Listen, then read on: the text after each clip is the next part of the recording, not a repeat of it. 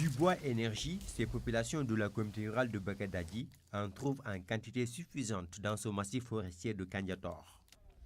Une formation naturelle de près de 55 000 hectares cartographiée et délimitée avec un inventaire détaillé du potentiel forestier.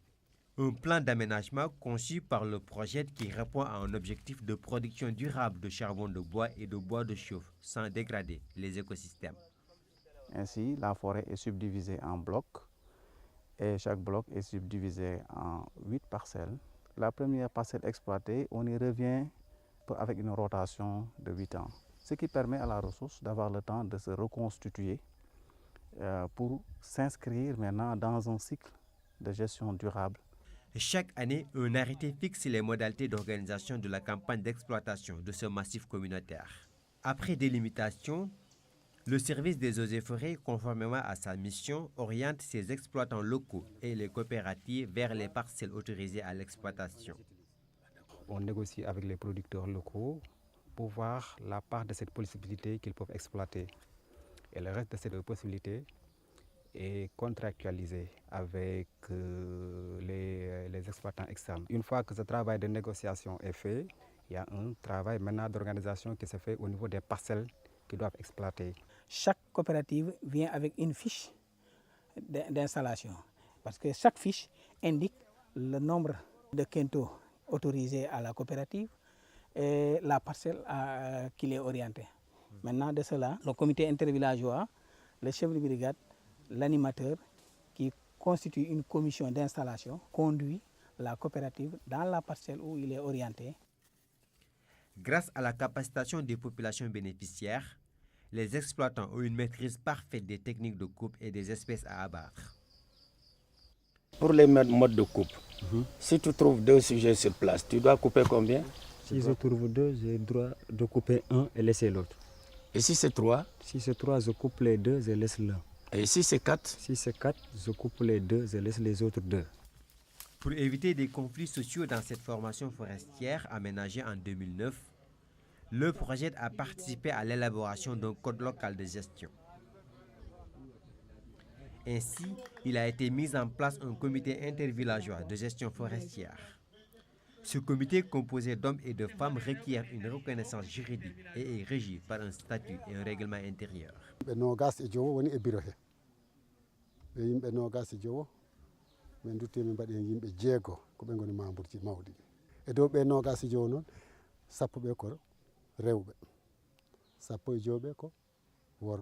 Dans le souci de renforcer les conventions locales de gestion forestière, un comité de bloc est mis en place.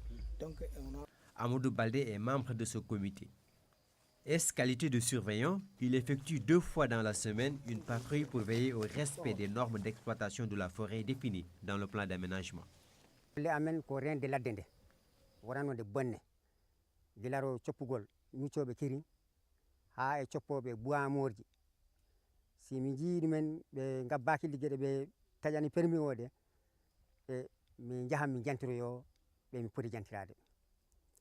Ces surveillants bénéficient d'un appui conseil du service technique des eaux et forêts. En vue de renforcer leurs capacités organisationnelles et opérationnelles, le projet organise souvent des sessions de formation à leur intention. L'aménagement du massif forestier favorise la gestion rationnelle de la ressource et améliore par conséquent les revenus des populations locales. Première fois, je suis auto. Je suis pas auto. Deuxième fois, je suis auto. Onion. Je suis nouvelle. Ah, je suis na forêt buy. Le partage des recettes tirées de l'exploitation de la gestion se fait suivant une clé de répartition adoptée par le CIBGF, les collectivités locales et l'État. 40% sont destinés au fonds d'aménagement, 40% au conseil rural et 20% au village gestionnaire. Chaque 3 mois, il y a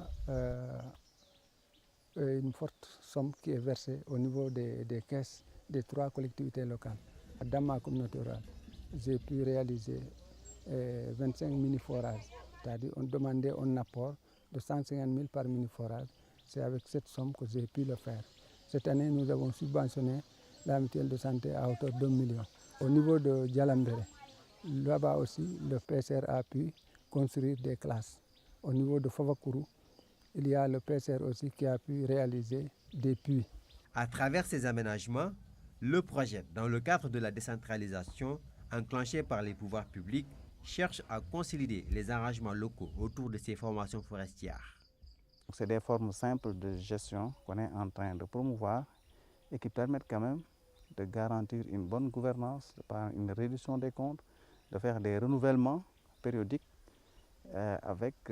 pour que la population soit au fait de comment les revenus qui sont ici sont gérés, mais aussi comment la durabilité est gérée. Une meilleure appropriation des règles de gestion des ressources forestières par les populations locales permet d'assurer la durabilité et surtout la viabilité de ces aménagements.